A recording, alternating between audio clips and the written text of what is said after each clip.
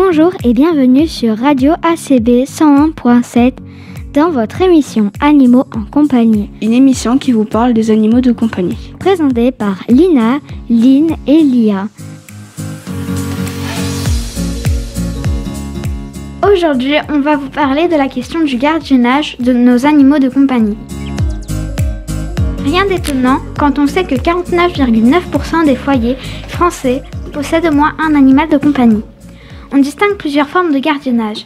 Il y a le pet sitting, c'est-à-dire la garde dans un domicile extérieur à celui des animaux.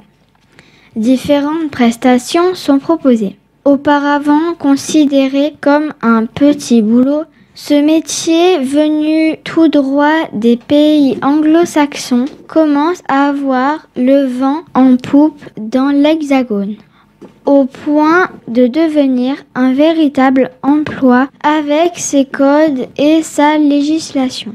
L'expression pet sitters désigne la personne en charge de garde et de s'occuper des animaux de ses clients. Ses missions consistent non seulement à les surveiller, mais également à en prendre soin, à les sortir ou encore à leur administrer d'éventuels traitements. Chaque pet sitter est libre de se spécialiser dans une espèce ou pas. Pour les chats, on parle alors de cat sitters et pour les chiens de dog sitters. Le pet sitter s'occupe des animaux à son propre domicile, contrairement aux home sitters qui s'occupent au domicile du propriétaire. Il existe aussi la solution d'un service de particulier à particulière. On trouve sur Internet des sites qui permettent de mettre en relation gratuitement des personnes qui ont des animaux à garder et d'autres qui proposent de le faire. Si les gardiens se déplacent au domicile, comptez entre 12 et 14 € pour une visite par jour pour un chien et 10 € pour un chat. Les gardiens peuvent aussi prendre les animaux en gardiennage chez eux. On parle alors de famille d'accueil. Les tarifs sont alors un peu moins chers. Pour les entreprises de gardiennage, les tarifs sont alors plus élevés. Comptez entre 12 € pour les nacs, 17 € pour les chats et 18 € pour les chiens par jour. Cela peut aller jusqu'à 20 € pour une visite d'1 heure ou 60 € pour 3 visites. L'intérêt d'une entreprise est qu'elle forme plus d'assurance et de professionnalisme. C'est plus incertain de particulier à particulier. Lia, il existe d'autres formes de gardiennage. Peux-tu nous en parler ? Le home sitting engage des gardiens de maison appelés home sitters à surveiller l'appartement ou la maison des propriétaires et de s'occuper de leurs animaux quand ces derniers s'absentent. Lorsque les propriétaires et les home sitters se sont choisis, ils doivent remplir et signer un contrat fourni par le site qui les engage les uns envers les autres. Il y a des avantages au home sitting tels que la sécurisation du domicile. Il est bien connu que les cambrioleurs sont beaucoup plus attirés par un appartement ou une maison inoccupée. L'entretien du domicile. Les home sitters ont pour tâche de maintenir la propreté de votre domicile, d'aérer, de relever le courrier, etc. La garde des animaux. Beaucoup de personnes renoncent à partir en vacances à cause de leurs animaux, car ils n'ont personne à qui les confier et c'est un crève-cœur de les mettre dans une pension. Avoir recours au home sitting est pour eux une bonne solution. En effet, les animaux restent dans leur environnement naturel, habituel. Ils ne sont pas perturbés par des changements qui pourraient les traumatiser. Ils gardent leurs repères et ainsi supportent mieux l'absence de leur maître. Promenades, soins et câlins continueront de rythmer leur quotidien. Les home sitters peuvent également être appelés à s'occuper d'animaux autres que ceux de compagnie. Équidés, poules, lapins, etc. Ils doivent aussi assurer la sécurité de l'habitation par leur présence. Sauf entente avec les propriétaires, les home-sitters ne sont pas autorisés à emmener leurs propres animaux. Ils reçoivent toutes les informations nécessaires pour la garde des animaux, heures et dosage des repas, prise de traitement s'il y a lieu, sorties quotidiennes et tout ce qui rythme la vie des animaux. Pendant leur absence, les propriétaires resteront en contact avec les home-sitters afin de savoir si tout se passe bien à leur domicile et si les animaux vont bien. Lynn, y a-t-il une troisième forme de gardiennage ? En effet, il y a les pensions animalières. Les pensions animalières ou chenilles accueillent les animaux de compagnie, chiens, chats, nacs, pendant les absences de leurs propriétaires.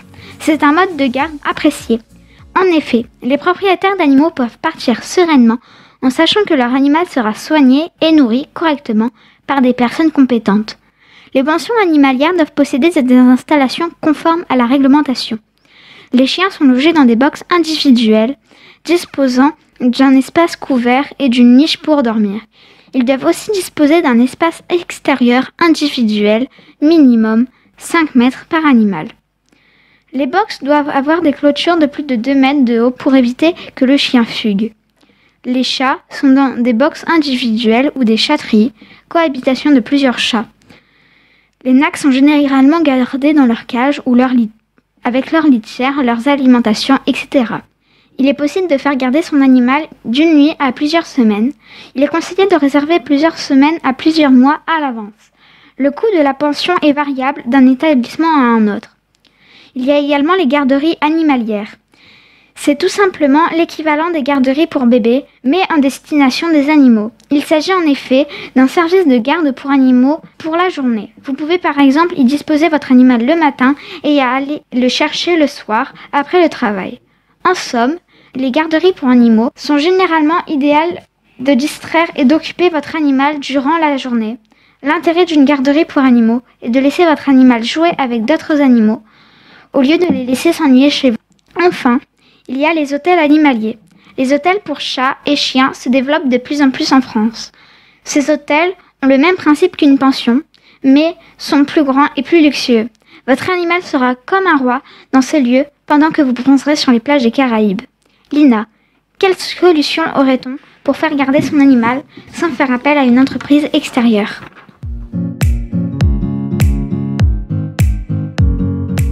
Si on ne désire pas faire garder nos animaux par des entreprises, on a la solution de les faire garder par la famille, les amis ou les voisins. L'avantage, c'est qu'on peut généralement leur faire confiance et que cela revient moins cher. Pour tout ce qui est de prêter ou louer sa maison avec gardiennage, il faut s'assurer que la personne respectera bien les consignes pour l'entretien de la maison et de l'animal. Il est aussi possible de passer quelques temps avec le futur gardien pour leur indiquer les consignes. On peut prévoir pour les remercier un dédommagement financier ou des cadeaux, des souvenirs ramenés de voyage.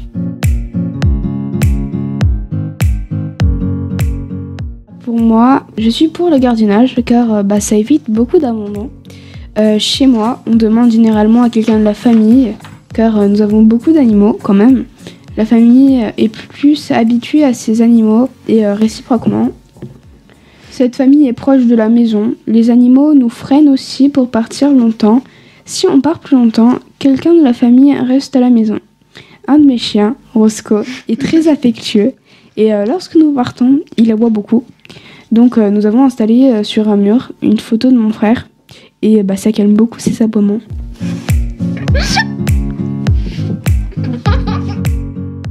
Dans ma famille, nous faisons comme Lia, car nos amis connaissent bien nos animaux. Pour ma part, dans ma famille, nous avons toujours eu des animaux, ce qui ne nous a pas empêché de voyager. On a surtout fait appel à des voisins, des amis, de la famille, etc. Des proches, quoi, tout simplement. En effet, même si on n'avait pas beaucoup d'animaux, ils étaient, particuliers. Par exemple, j'avais un oiseau. Un pada, si vous voulez savoir, il s'appelait Dark Vador, même si c'était une femelle. Enfin, bref, on avait un robinet qui pouvait faire effet douche. Et il allait au niveau de ce robinet et il prenait des douches. Il se mettait sur une sorte de barre qui était juste au-dessus de l'évier. Et je sais pas comment on le dit, mais il faisait piou, piou, piou, piou, piou, piou, piou. Voilà. Alors, quand on n'était pas, si personne n'était dans notre domicile, il était dans sa cage. Sinon, dès qu'il y avait quelqu'un, on lui ouvrait et il volait un peu partout. Faut savoir que lui, c'est mon deuxième et on l'a acheté vraiment bébé. Il a jamais connu la nature et la seule fois où on l'avait mis dans le jardin, il était parti sur le cabanon juste en face de sa cage et il l'a regardé. Du style, je veux rentrer dedans. Laissez-moi rentrer à la maison, s'il vous plaît. Donc, et j'en ai un deuxième, lui, il prenait des bains. Faut pas toujours... faut changer un peu. En tout cas, je trouve le système de gardiennage intéressant, car ainsi, les familles ayant des animaux de compagnie peuvent quand même voyager. Et parlant de ce système, j'ai déjà été cat-sitter et cela m'a beaucoup plu, car j'ai pu avoir des expériences nouvelles avec de nouveaux animaux que j'aurais pu avoir plus tard. Les sources utilisées pour préparer cette émission: les sites couranimalia.com, ifsanimal.com et mousselechien.com et yanimo.com. Merci à tous pour votre écoute. À bientôt pour une nouvelle émission d'Animaux en compagnie avec le Club des 3 ailes. Au revoir. Voilà, c'est la fin de ce numéro de Animaux en compagnie. C'était Lynn, Lia et Lina, les 3 L, sur Radio ACB. Merci à toutes et à tous pour votre écoute. À bientôt pour une nouvelle émission. Au revoir.